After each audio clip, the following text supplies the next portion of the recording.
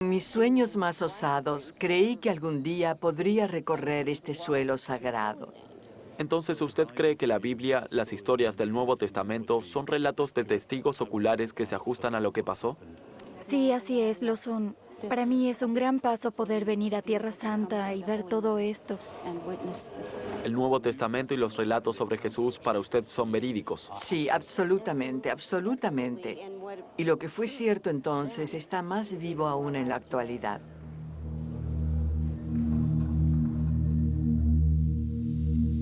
El Nuevo Testamento está compuesto por 21 cartas, el libro de Revelaciones y el libro de Hechos, y por supuesto los Evangelios.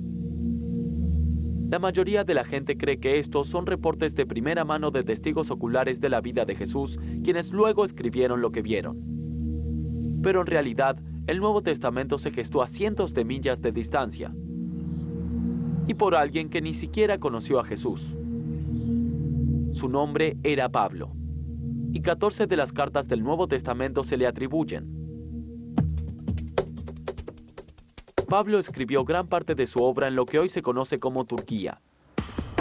Y aunque fue el primero en escribir acerca de la cristiandad, en realidad Pablo comenzó siendo en los años siguientes a la muerte de Jesús como un colono fundamentalista judío que hasta perseguía a los primeros cristianos. Eso es según a su biografía expuesta en el libro de los Hechos del Nuevo Testamento. Pero cuenta la historia que después de tener una visión de Jesús resucitado después de una llamarada cegadora, la vida de Pablo cambió.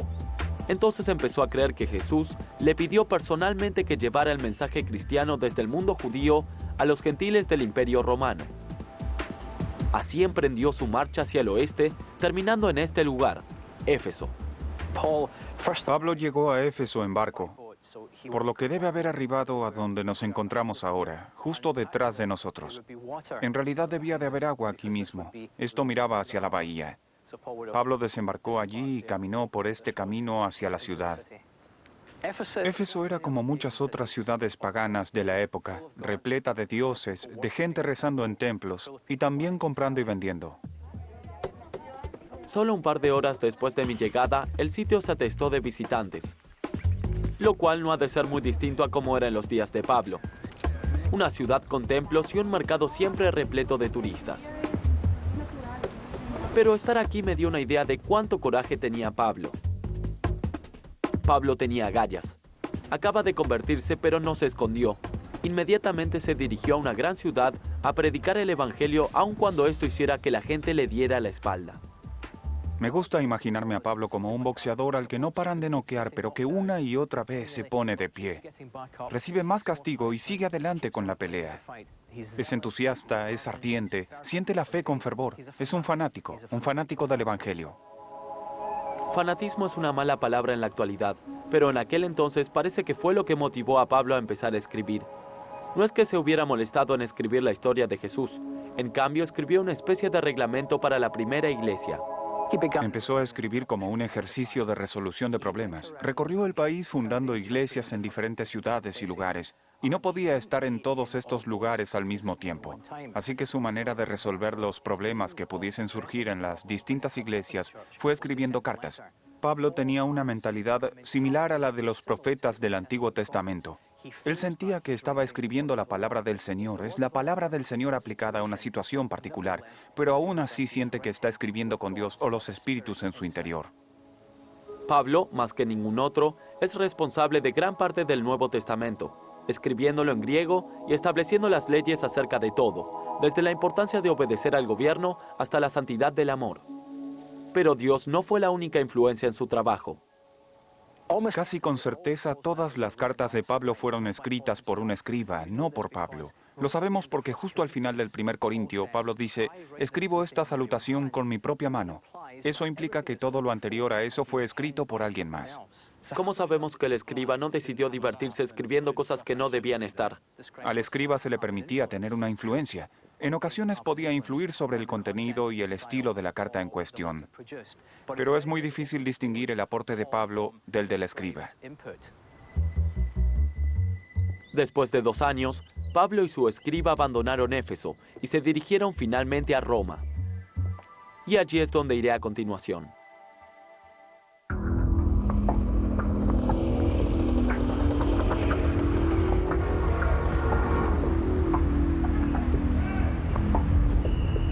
Se cree que Pablo fue ejecutado aquí en Roma a finales del año 60, a manos de las mismas autoridades a quienes él mismo denunció, advirtiendo una ola de persecuciones contra los cristianos. Pero el terror de aquellos días también generó una idea extraordinaria, algo que nunca se le había ocurrido a Pablo: escribir la historia de Jesús. Aquí tengo 3 Nuevos Testamentos. Todos corresponden a la misma versión y estoy leyendo la historia del nacimiento de Jesús.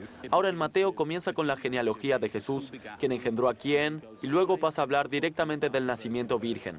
En Marcos, que es el que sigue, tenemos la historia de Jesús. No hay preámbulos, no hay tiempo para contar quién engendró a quién. Va directamente al hecho de que Jesús estaba vivo y que comenzó su ministerio.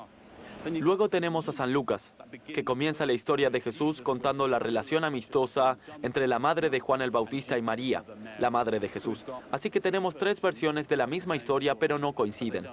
La primera pregunta que se me ocurre es, ¿son todas estas historias fidedignas o no? Tengan esto en cuenta. Si le disparan a alguien y hay 3 testigos con 3 relatos diferentes, uno se pregunta cuál de ellos estará contando la verdad y cuál no.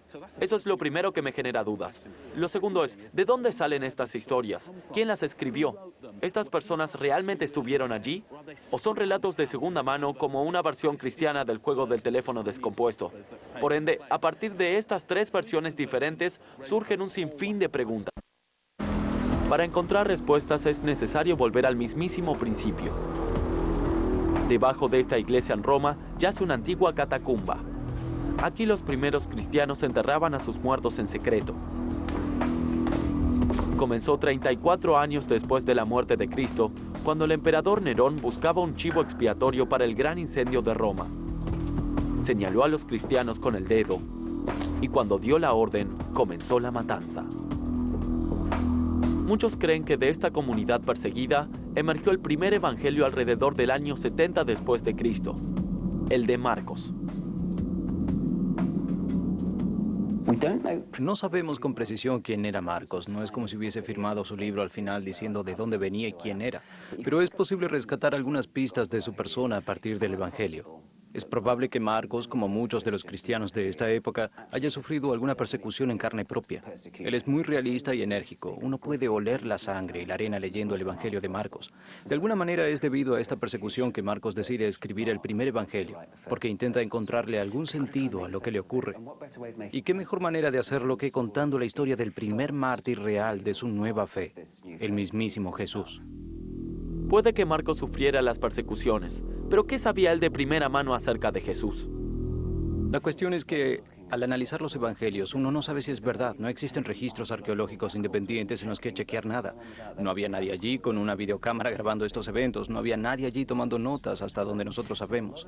Así que en su mayor parte nos están pidiendo que confiemos en ellos. No creo que Marcos haya sido un testigo ocular de los hechos. Para empezar, él nunca dice haber hecho tal o cual cosa. Ni siquiera dice haber estado allí presenciándolo. Pero lo que creo que puede encontrarse en Marcos son recuerdos muy interesantes de algunas de las personas que estuvieron involucradas con Jesús. Gente como Pedro, Santiago y Juan. Ellos hablaron con otras personas y esta tradición oral de alguna forma llegó hasta Marcos.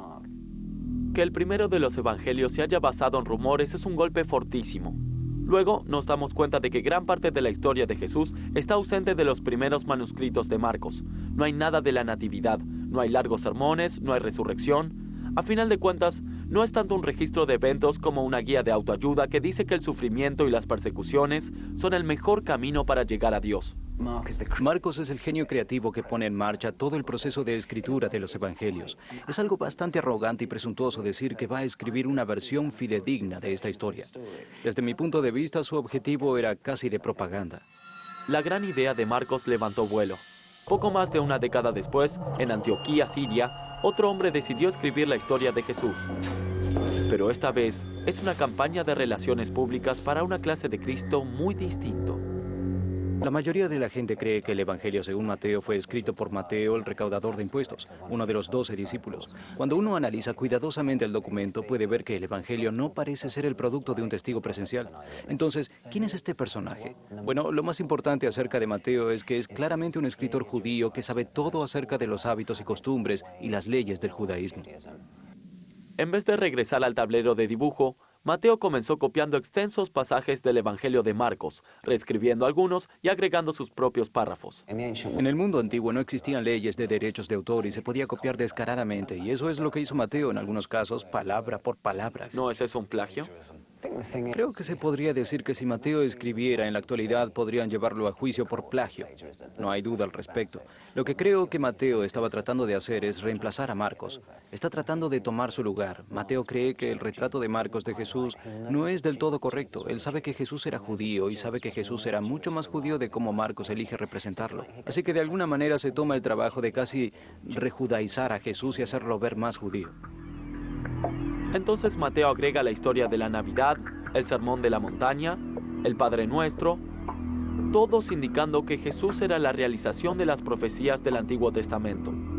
Y es por esto probablemente que este libro haya terminado siendo la estrella del Nuevo Testamento. Entonces, ¿fue Mateo el primer promotor de un Jesús judío? Eso creo. Creo que una de las cosas que quiere hacer es convertir a Jesús en un hijo de Abraham, un hijo de David, representarlo como a Moisés. La mayoría de las personas lee este evangelio como si fuera historia, pero usted está sugiriendo que es propaganda. ¿Cómo se sostiene todo eso como cristiano? Creo que la clave está en que no es una cuestión de exclusión, que algo tenga un propósito determinado, que esté diseñado para contar una historia particular a un grupo de gente en particular, no quiere decir que no contenga nada de historia. A esta altura, a finales del siglo I, el escenario estaba preparado para los evangelios. Y la clave estaba en ser un buen agente de relaciones públicas, como Lucas, un hombre educado en Grecia. Lucas se concentró en incorporar la Biblia a la cultura popular del Imperio Romano, escribiendo no solo un evangelio, sino también el libro de los Hechos, describiendo la expansión de la cristiandad desde Jerusalén a Roma. Lucas quiere decirle al mundo que esta religión cristiana es respetable, que está bien. Está tratando de decir que aunque en un principio la historia de este carpintero de un sitio lejano le suene un poco loca, no lo es. El cristianismo es algo respetable. Es la clase de cosa que un ciudadano romano de clase media civilizado como él podría creer. Es algo que está justo ahí en el corazón del imperio. Y Lucas pavimentó el camino del cristianismo para convertirlo en la religión imperial romana. El argumento publicitario del último evangelio es el más obvio. Fue escrito por un judío llamado Juan, que fue expulsado de una sinagoga en la antigua ciudad de Pablo, Éfeso, a finales del siglo I. Y al escribir unos discursos adicionales y un tanto irrealistas de Jesús, Juan propuso un nuevo ángulo específico. ¿Cuál era la necesidad del cuarto evangelio? Dado que Juan escribió un evangelio, debemos asumir que por alguna razón habría de haber estado insatisfecho con los otros tres. Sospecho que lo que no le gustaba de ellos es que ninguno de los tres lograba retratar bien a Jesús. El Jesús de los otros evangelios no es, digamos, lo suficientemente divino. ¿No es eso simplemente reescribir la historia? Creo que el autor del Evangelio según Juan está definitivamente meditando acerca de estos eventos y pensando en ellos, tratando de trabajar en ellos y reordenarlos un poco para su propia época. ¿No está de alguna manera inventando muchas de estas cosas? Bueno, supongo que él podría argumentar que fue el Espíritu Santo quien lo inspiró a escribir algunas de las cosas que los otros autores de Evangelios no describieron en profundidad. Todo esto es exactamente lo contrario a lo que me enseñaron a creer cuando era niño. Lo mismo que creen ciegamente los peregrinos a quienes conocí en Jerusalén hace unos días. Así que la pregunta para mí como creyente ahora es si el hecho de que los evangelios no sean un simple reporte no les quita crédito.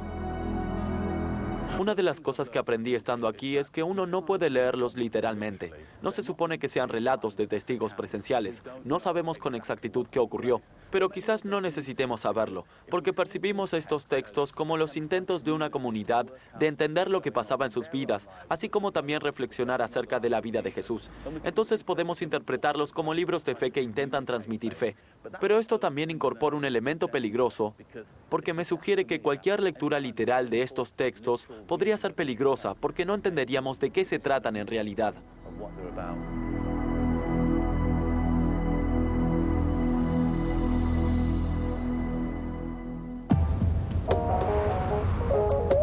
Regresé a Inglaterra para hablar con un tipo que se transformó de villano del submundo en cristiano renacido, solo mediante la lectura de y creyendo los evangelios del Nuevo Testamento. La gente tiene una imagen distorsionada de los cristianos, creyendo que somos personas débiles, que andamos por ahí en túnicas y sandalias y no asustaríamos ni a una mosca. Desde mi punto de vista, los boxeadores, los traficantes de drogas y los drogadictos y los mafiosos, todos deberían escuchar el Evangelio de Jesús. El ex criminal Alan Murdoch es, como él mismo se define, un evangelista del submundo. Hoy trabaja como promotor de boxeo en el norte de Londres y dice que hace 14 años la palabra de Dios lo rescató de una vida criminal. Me encanta pelear. Solía ser un peleador callejero y eso me metió en problemas violentos, aún de pequeño. ¿Por qué te metieron en prisión? Por ocasionar disturbios, por herir y por 2 asaltos. Difícilmente diría un hombre de Dios. Pero esto cambiaría.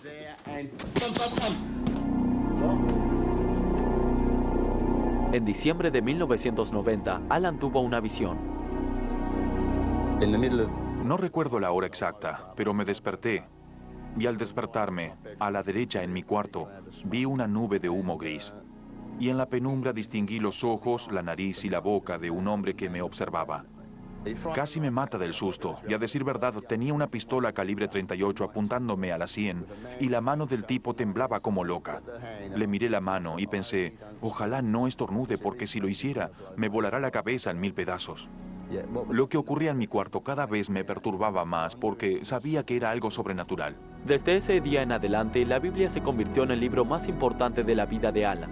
Pero ¿qué hay de mi investigación acerca de los evangelios en Roma? ¿Alan realmente necesita leerlos como si fueran un registro histórico? La Biblia es como un manual para mí. Es como un código de conducta de vida. Y creo que si uno quiere aprender acerca de la vida y aprender a conducirse en la vida, a relacionarse con la gente, la Biblia es también un libro de poder que puede ayudarte como persona. Para mí la Biblia es mi manual de vida. ¿Quién escribió la Biblia para ti, Dios o los hombres? Dios. Dios la escribió, aunque fue el hombre quien la transcribió físicamente. Pero para mí fue Dios quien inspiró y dictó los textos al hombre. Es la palabra de Dios. La Biblia para mí es la palabra de Dios. ¿Eso quiere decir que cuando lees el Nuevo Testamento lo haces como si fuera literalmente la palabra de Dios? Claro, es literal. Entonces, ¿crees que, por ejemplo, Mateo fue un discípulo que escribió lo que vio? Eso creo, sí. Sí, eso creo. Sí. ¿Qué pensarías si te dijera que en realidad fue escrita años, décadas después de la muerte de Jesús y no por testigos presenciales? Aquella noche en mi casa, Dios vino a mí y me mostró que es real. Ahora, si la Biblia, la cual creo es la palabra de Dios, creo que Mateo está exactamente donde dice que estuvo en su momento, y no me importa. No quiero faltarle el respeto a los profesores y eso, pero no me importa lo que digan. Para mí, ellos estuvieron ahí en ese momento. Jamás lograré quebrar la fe de Alan. Mire como lo mire, él ha sido salvado y eso es seguro. Pero uno se pregunta si los problemas de autoría generaron alguna clase de búsqueda espiritual entre los rangos superiores de la iglesia anglicana en gente como el obispo de Durham. Obispo Tom, para usted, ¿quién escribió la Biblia? La Biblia es un libro creado por humanos, pero los cristianos siempre dijeron que es un libro sagrado y que Dios quiso que ellos escribieran lo que hicieron. Y esto nos lleva al corazón de la clásica pregunta teológica de cómo puede ser que tanto Dios como los humanos sean responsables de la misma cosa al mismo tiempo. Y esto es uno de los misterios más antiguos al respecto. Si ninguno de los autores fue testigo presencial, ¿esto no reduce su autoridad y credibilidad? Aun cuando ninguno de los evangelios fue escrito por testigos, es posible llegar fácilmente al Jesús real. A menudo nos olvidamos cómo funcionan las culturas orales porque vivimos en una cultura impresa. Y en su clase de cultura, el tipo de historias que la gente cuenta, especialmente si son historias que les cambiaron la vida, son relatadas una y otra vez hasta que forman parte del tejido interno de las personas. Y entonces una comunidad entera cuenta estas historias y de pronto nos encontramos que tienen un conjunto de narraciones interconectadas. A mí me parece que lo que usted está diciendo es que al leerla, entonces está leyendo algo que es histórico y verídico. Entonces, cuando nos dicen que Jesús caminó sobre el agua, para usted es real. No estoy seguro de qué significa real. Es una palabra engañosa. ¿Qué pasó? ¿Qué ocurrió? Sí me alegra afirmar que ocurrió. También básicamente porque creo que Dios puede hacer lo que Dios quiera. Y por supuesto nuestra cultura niega parte de esto. No queremos creer que alguien camina sobre el agua. Peor para nosotros, tenemos que arreglarnos con lo que tenemos. Cada autor tiene su perspectiva y su ángulo, a veces incluso un propósito distintivo. ¿Es justo decir que lo que están haciendo es vender el Evangelio? Todos escriben desde una perspectiva, como cuando colocas una cámara para grabar todo lo que ocurre. Quizás veas algo interesante, pero es posible que sea aburrido. Así que obviamente ellos eligen y editan. Si quieres, llámalo vender o publicitar siempre que te des cuenta de que todos lo hacemos. En otras palabras, esta no es una manipulación maliciosa e intencionada de los eventos. Están contando una historia de una manera interesante y que resalte su significado. Admito que es el significado que ellos ven, pero eso no significa que los hechos no hayan ocurrido. Hay que dejar atrás esta discusión de si es una postal de lo que ocurrió o si alguien la escribió más tarde. Es algo mucho más rico que eso. Palabras fuertes. Pero estoy seguro de que esta férrea creencia en que la Biblia está fuera de discusión se debe en gran parte a la increíble autoridad del texto en sí mismo. Y no puedo evitar preguntarme de dónde salió esto.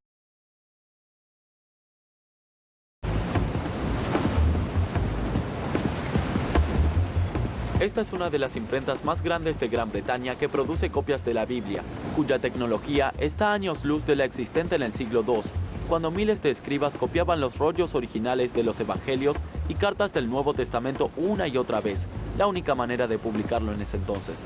Pero un salto aún mayor que el de esta maquinaria es el hecho de que en la actualidad la Biblia sea un único libro con un índice de capítulos definitivo y un orden fijo, siempre iguales. Creo que la mayoría de la gente se sorprendería mucho al saber que la Biblia no apareció con la forma de este libro. Después de todo, es una escritura sagrada, y sagrado suele significar que cayó del cielo como palabras de la boca de Dios mismo. Pero el hecho más sorprendente es que alrededor de 200 años después de Jesús, no había solo 4 evangelios y el resto de los libros del Nuevo Testamento, sino docenas de otros evangelios y cartas, todos con distintas versiones de los hechos y todas peleando por ganar reconocimiento. Así que todavía faltaba mucho en términos de compilar la Biblia a partir de esta colección de textos escritos en distintos idiomas hasta llegar a la versión moderna y exitosa de la Biblia, con su cubierta brillosa y a disposición de todos y en la librería más cercana. Y no es que todos pudieran leer las escrituras en la antigüedad, donde el nivel de alfabetismo rondaba solo el 10%. Debemos recordar que la gente, durante todo este período, escuchaba los relatos de la Biblia cuando se los leían. Y los académicos y los predicadores la leían y estudiaban. Pero la gente común escuchaba cómo se la leían, sin tener acceso al libro en sí mismo.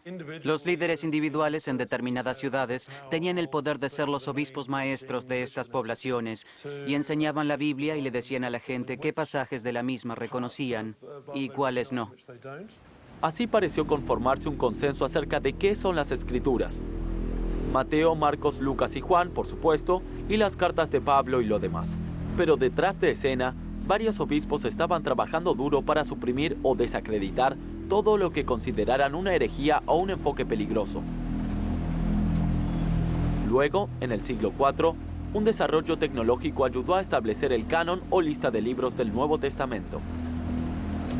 En este periodo se da la transición del papiro al pergamino, cuero, piel de animales y muchos otros materiales aptos para la producción de libros gruesos.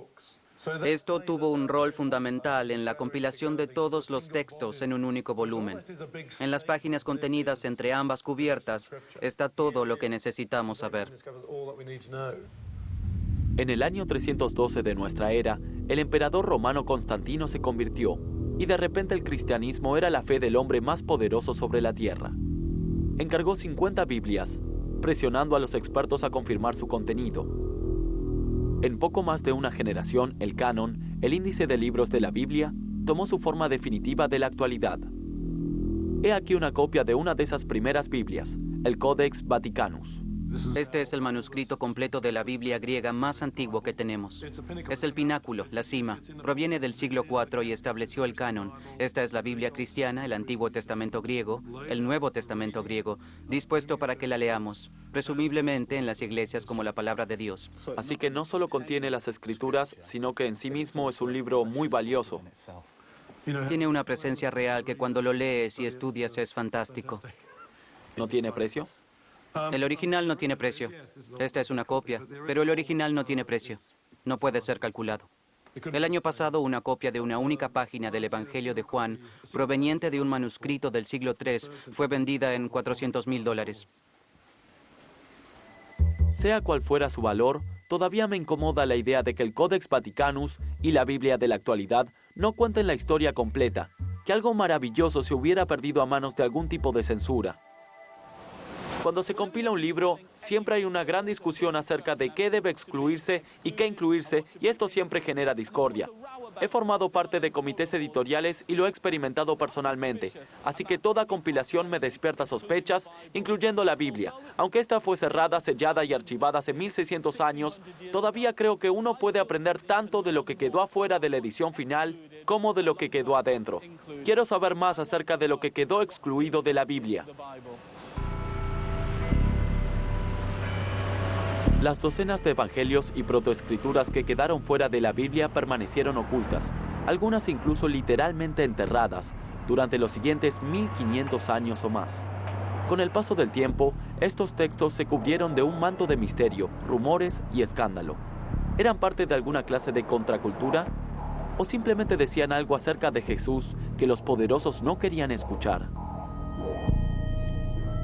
En Boston, en los Estados Unidos, una experta académica dedicó la última década a trabajar en uno de estos evangelios ocultos, un papiro que salió a la venta en Egipto en 1896. A la persona que lo vendió le habían dicho que había sido descubierto por un campesino en un nicho en un muro, cerca del área de Akhmim, en la región central de Egipto. Pero esto no puede ser cierto, porque ningún documento podría sobrevivir a la intemperie durante 1500 años. Así que pensamos que probablemente lo hayan hurtado de una tumba, algo bastante ilegal. Y luego apareció en el mercado de antigüedades del Cairo, donde fue adquirido por un estudioso alemán que lo llevó a Berlín. Este manuscrito resultó ser una copia del siglo V de un relato previo de la vida de Jesús del siglo II.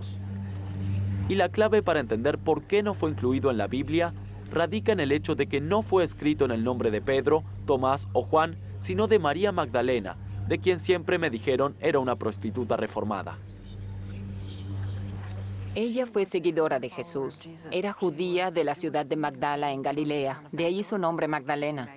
Ella fue la primer testigo de la resurrección y la primera enviada que llevó el mensaje de la resurrección al resto de los apóstoles. El Evangelio de María, escrito por sus seguidores en el siglo II, enfureció a los primeros líderes de la Iglesia. Contenía, según ellos, herejías, puntos de vista escandalosos y contrarios a los suyos. Pero lo que más los enfureció es el hecho de que decía que las mujeres, como María Magdalena, eran tan aptas como los hombres para ocupar posiciones de poder dentro de la Iglesia. El canon en sí mismo fue diseñado para excluir. Hay una tendencia a dejar a las mujeres en un segundo plano, pero toda la evidencia demuestra una y otra vez que había mujeres apóstoles. Pero el Nuevo Testamento es muy selectivo y tendió a elegir los textos que conformaron la idea de excluir a las mujeres de posiciones de liderazgo. Y como si no hubiera sido suficiente para los jefes de la Iglesia excluir el Evangelio de María Magdalena de la Biblia, también embarraron su reputación con el viejo truco de la campaña de difamación sexual. No hay evidencia en los evangelios del Nuevo Testamento ni en ningún texto de la primera época de que María Magdalena fuera una prostituta, y sin embargo esa es la imagen que llegó hasta nuestros días. Pero si leemos el texto, no lo encontraremos allí. Se salieron con la suya simplemente porque hay demasiadas Marías en el Nuevo Testamento y es demasiado confuso. Una de ellas, no María Magdalena, unge a Jesús en el Evangelio de Juan. Luego, en Lucas, una mujer supuestamente pecadora también unge a Jesús. Así la confusión se generó alrededor del siglo V, y por los 1500 años siguientes se identificó a María Magdalena como aquella pecadora. La historia siempre la cuentan los vencedores, y el Nuevo Testamento es claramente una compilación de libros que ganaron la batalla por la ortodoxia. Es como si dijeras que el Evangelio de María nunca logró reconocimiento por cuestiones políticas. La política siempre está involucrada, las relaciones de poder también. ¿Quién nos dice que esta es la manera que debemos vivir, pensar, que así deben ser las cosas? Estas cuestiones de ortodoxia y herejía tuvieron implicaciones claramente definidas para quien estaba a cargo.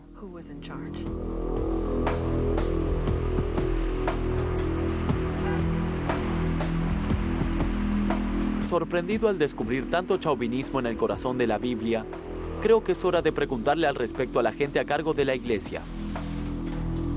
Próxima parada, una cita con el director del Instituto Bíblico Papal del Vaticano. En la actualidad, la gente jura sobre la Biblia en la corte. Alguna gente la guarda o la coloca en un sitio importante en sus casas.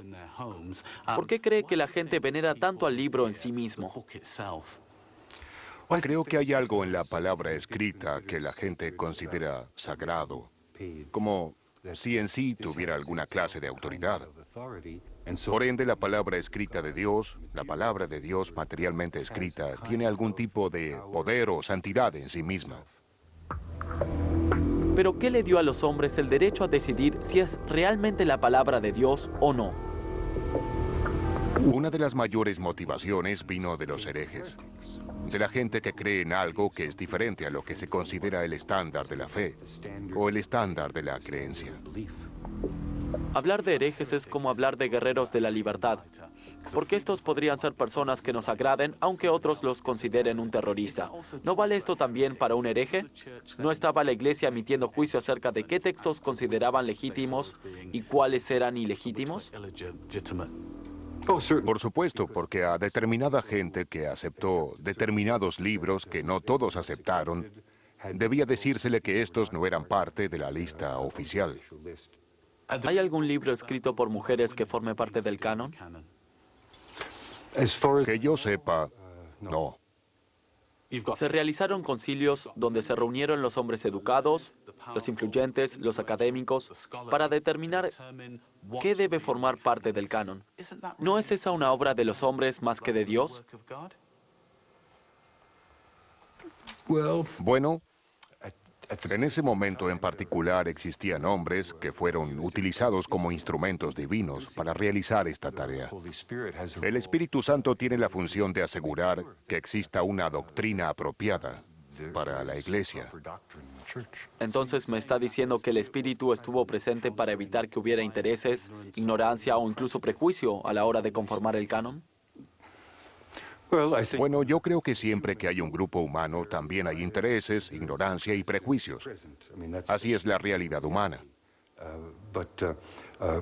Pero si tenemos suerte, cuando se conforma un gran grupo de gente trabajando unida, el resultado final será el resultado deseado por el Espíritu.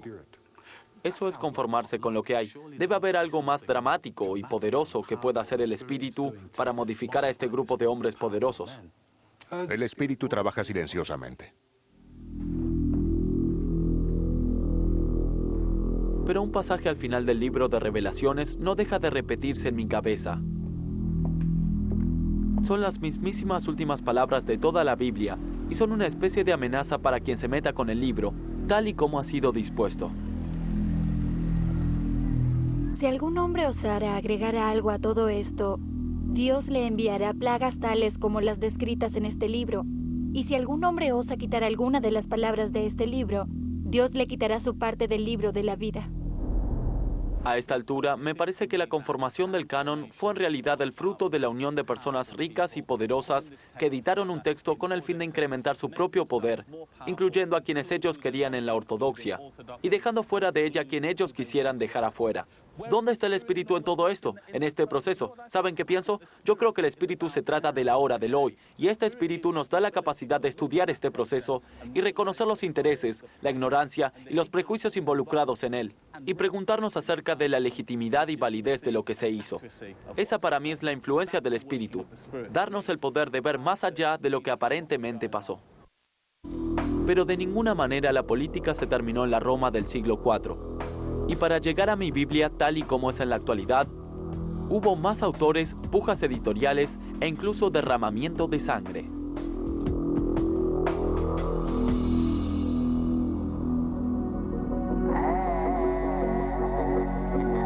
Belén, de acuerdo al Evangelio de Mateo, el lugar del nacimiento de Jesucristo. ¿Pero hay alguna otra razón por la que esta es una parada clave en mi búsqueda de los autores de la Biblia? En el siglo IV después de Cristo, la lista de libros que conforman la Biblia quedó más o menos determinada. Sin embargo, su contenido se siguió reescribiendo. Cerca del año 380, un hombre llamado Jerónimo llegó a Belén enviado por el Papa. Tomó un curso acelerado de hebreo y rápidamente comenzó a trabajar en una cueva debajo de esta iglesia. Su objetivo: llevar la Biblia a un nuevo público en las calles de su ciudad natal de Roma.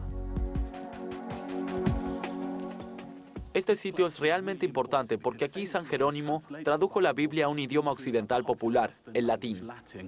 Esto la hacía más accesible y más gente podría leerla. Y lo que hizo fue lo que la imprenta hizo años después y la computadora hace en la actualidad: revolucionó el acceso a la Biblia. La traducción de Jerónimo presenta numerosas fallas, pero fue la dominante durante varios siglos. Casi todos los que leyeron la Biblia en Occidente leyeron la versión de los Hechos según Jerónimo. Pero la historia de quien quizás escribió la versión de la Biblia más famosa y difundida comienza 1000 años después y para mí mucho más cerca de mi hogar, en Oxford, Inglaterra. A finales del siglo XIV, los libros que conformaban la Biblia habían permanecido unidos por casi 1000 años. Pero todavía no existía una traducción al inglés. Eso significaba que los únicos que podían leer la Biblia eran los expertos en latín y no eran demasiados. Pero las cosas cambiarían gracias a que un puñado de intelectuales decidieron traducir la Biblia al inglés. Ahora, no solo estaban arriesgando su reputación, sino también sus vidas. Cerca del año 1370, un académico llamado John Wycliffe estaba causando estragos entre el poder eclesiástico. Estaba lleno de ideas militantes, entre ellas que el clero no debía ser propietario de sus tierras y bienes. Pero lo más audaz era la idea de Wycliffe acerca de la Biblia. Wycliffe creía fervientemente que tanto la sociedad como la iglesia inglesa necesitaban ser reformadas y sobre todo liberadas de la influencia de una iglesia con base en Roma, y descubrió que para fortalecer al pueblo inglés, para cambiar las cosas, necesitaban tener acceso a la Biblia en su propio idioma, una lengua que pudieran entender. Y esto no era un tema únicamente religioso, era una cuestión de quién controlaba a quién en la sociedad medieval. En la Edad Media no se podía separar la política de la religión, y Wycliffe era activamente religioso pero al mismo tiempo políticamente militante. Creía que el gobierno debía ser del pueblo, para el pueblo, y vio que esta idea estaba presente en el Nuevo Testamento, porque entonces el pueblo no podía acceder al Nuevo Testamento y corroborar esta idea. El problema fue que esto era directamente tabú. Lo último que quería la iglesia era darle a la gente el poder de tener su propia interpretación de los dichos de la Biblia. Pero Wycliffe se mantuvo desafiante. Aunque él no tradujo demasiado, reclutó otros que se abrieron paso entre la Biblia en latín de Jerónimo para completar la primera Biblia en inglés de la historia. Esta no es una de las Biblias personales de Wycliffe, pero es una Biblia producida por Wycliffe y su círculo. ¿Cuán subversivo era tener una de estas entre tus posesiones personales? Imprimir una Biblia en inglés era ilegal. Poseer una Biblia en inglés también lo era. Así que si tenías una copia de estas junto a la chimenea en tu mansión y entraba la policía, estabas en problemas. No se la hubieras mostrado a nadie más que a tus amigos. El Papa Martín estaba tan disgustado con las convicciones de Wycliffe que 44 años después de su muerte ordenó que exhumaran sus huesos y fueran incinerados públicamente. Pero otro traductor de la Biblia al inglés sufriría un destino peor. Sus ideas también tomaron forma siendo un clérigo aquí en Oxford y fueron un aporte fundamental en el camino hacia una Inglaterra protestante. Su nombre era William Tyndale. No caben dudas de que Tyndale se inspiró en el ejemplo de Wycliffe, pero Tyndale estaba convencido de que las traducciones de Wycliffe no eran lo bastante buenas, y no es que se basara en Wycliffe para superarlo. De algún modo, estaba comenzando de cero de nuevo. A diferencia de Wycliffe, Tyndale tenía acceso al texto del Nuevo Testamento en griego y al texto en hebreo del Antiguo Testamento. Así que en vez de trabajar sobre la versión defectuosa de la Biblia en latín de Jerónimo, Tyndale se sentó con los originales y puso a trabajar su talento creativo. Esta es una copia del Nuevo Testamento de Tyndall, el primer Nuevo Testamento en ser traducido directamente de la versión griega y ser impreso en inglés. Este fue producido en masa, mucho más económico en comparación con la versión de Wycliffe. La calidad de la traducción de la Biblia de Tyndall es reconocida universalmente, no solamente por la calidad técnica, sino también por la forma en que usó el inglés. Frases como la sal de la tierra se remiten directamente a Tyndall. A mediados del año 1520, la prohibición de la Biblia en inglés era tan estricta que Tyndall tuvo que escapar al continente. Pero no había salida. En octubre de 1536, las autoridades católicas lo capturaron. Fue estrangulado y quemado en un poste. Pero las palabras de Tyndall perduraron. Podría apostar que sea cual sea la versión en inglés que uses en la actualidad, el fantasma de Tyndall sobrevuela sus páginas. Aún antes de la muerte de Tyndale, tener una Biblia en inglés en Inglaterra se tornó aceptable. El país era ahora protestante, pero la élite seguía preocupada por las disputas religiosas internas y decidieron que sería mejor tener su propia versión de la Biblia. Así, el rey James encargó una nueva traducción que tomó el 85% de la versión de Tyndale, agregándole luego el sello de aprobación real. El rey James reunió a 54 traductores, incluyendo a los estudiosos más reconocidos del país, para crear esta nueva traducción. ¿Qué ganaba el rey con todo esto? Él necesitaba generar un consenso religioso.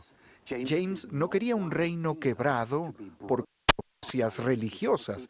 Quería que la nueva Biblia trajera paz y armonía religiosa. Entonces la versión del rey James era muy política. No caben dudas de que James tenía motivación religiosa, pero sus prioridades políticas eran tales que se aseguró de que hubiera representantes de las facciones opositoras en los comités de traducción. La idea era unir a Inglaterra bajo la Biblia. La versión del rey James prevaleció como la única versión en inglés aceptable de la Biblia desde 1611 hasta la Primera Guerra Mundial. Sigue siendo un éxito a nivel mundial, y la revolución de las traducciones sigue viva. En la actualidad existen incontables versiones de lo que Wycliffe y Tyndale hicieron, escritas para el público del momento.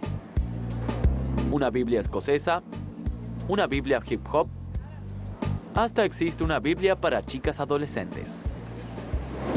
Tal como las remezclas de la música moderna en las que uno puede tener una versión original y 20 personas haciendo una mezcla distinta de la canción, eso es lo que le pasó a la Biblia, excepto que en este caso son miles de remezclas, capa sobre capa de modificaciones y ediciones. Por ello, los traductores modernos son parte de una larga tradición de profesionales que se enfrentaron a la Biblia para modificarla y adaptarla a una nueva audiencia en particular. No hay nada nuevo bajo el sol. Y esto también se aplica a la hora de interpretar la Biblia. Mi viaje está por terminar. Me ha llevado a miles de años atrás. Pero las preguntas que hice entonces son más pertinentes aún en la actualidad. Y les diré por qué. La libertad y el miedo están en guerra. El presidente de los Estados Unidos, George W. Bush, dice vivir según los preceptos de la Biblia. Y entre un 30 y 40% del electorado estadounidense está compuesto por cristianos evangelistas que creen que Dios la escribió. Justo antes de las elecciones, Bush sabe que si logra atraer a los fundamentalistas religiosos que no votaron la elección anterior, logrará 4 años más en la Casa Blanca. Si los cristianos de América obedecen a Dios, Dios bendecirá a América. Si no lo hacen, Dios no bendecirá a América. Me dirijo a una iglesia bautista en Georgia para encontrarme con un importante predicador de quien se dice es consejero espiritual del presidente. Conoce a Bush desde 1988 y hasta usa gemelos con el escudo presidencial. ¿Qué significa la Biblia para George Bush? Yo creo que él cree en la palabra de Dios y esta es su guía. Dios lo dijo. Es suficiente. Yo lo creo. Es la fuente más importante de sabiduría acerca del bien y el mal, lo correcto y lo incorrecto, el significado y el objeto de la vida humana a disposición de todos los seres humanos. El otro día un liberal me preguntó si le hubiera sugerido al presidente que hiciera algo de otro modo. Le dije que sí, que yo hubiera invadido Irak con tropas americanas, no con 120.000 soldados, sino con 500.000. ¿Le parece correcto que la Biblia tenga un impacto sobre la política doméstica y exterior? Seguro. La verdad bíblica es la verdad con mayúsculas. Y si es verdad un domingo, entonces lo será el lunes también, las 24 horas del día, los 7 días de la semana. Y debería poder aplicarse a todos los aspectos de nuestras vidas. Para que un cristiano se involucre en un conflicto armado, debe ser antes autorizado por la autoridad legítima. No creo que las Naciones Unidas sean una autoridad legítima para los Estados Unidos. Si están de acuerdo con nosotros, bien. Y si no lo están, bueno, no me importa. ¿Cree que leer la Biblia lo haga un mejor presidente? Como cristiano creo que sí, que te convierte en una mejor persona, en un mejor marido, un mejor senador, una mejor esposa, un mejor padre, una mejor madre, un mejor obrero, un mejor abogado. Te hará un ser humano mejor. En este viaje he intentado averiguar quién escribió la Biblia y me he encontrado con teólogos que dicen que no debemos interpretar el Nuevo Testamento literalmente, porque fue escrito décadas después de que esos eventos tuvieran lugar. Así que con seguridad hace falta ser un poco más flexible. Yo no creo que tenga que serlo. No es una cuestión de intelecto ni de academia, es una cuestión de fe. La mayoría de la gente a la que usted se refiere se aproxima a la Biblia con lo que yo llamo un código de presunción napoleónico. Y según ese código uno es culpable hasta que se prueba la inocencia.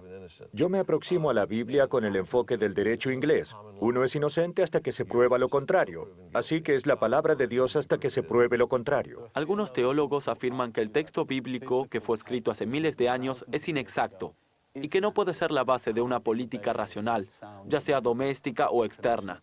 ¿Qué piensa de esto? Son patrañas. Si quiere una respuesta corta, le daré una. Patrañas. Patrañas peligrosas. Cuando uno cree en la Biblia y sigue sus preceptos, Dios te bendice y creces. Cuando cuestionas las Escrituras, esa es la teología de la muerte. Quiero agradecerles a todos por haber trabajado tan duro. 16 días después, el electorado estadounidense le dio a Bush una victoria contundente. Muchos creen que este triunfo se deba al trabajo de predicadores como Richard Land y al propio compromiso público de Bush con la Biblia. Ha sido un viaje que sacudió los cimientos de mis propias raíces. A mí me enseñaron que hiciera lo que hiciera, nunca se cuestiona la Biblia. Descubrí que es una obra maestra de propaganda escrita y reescrita por gente que estaba lejos de los eventos que describieron. Luego fue manipulada por poderosos editores que quitaron de ella las ideas que no les gustaban. Sí, la autoría de la Biblia es una cuestión engorrosa, pero es engorrosa porque la vida es imperfecta. Y si podemos encontrar a Dios en las imperfecciones de nuestras vidas, de mi vida, entonces quizás podamos encontrar a Dios en el desorden del texto. ¿Quién escribió la Biblia?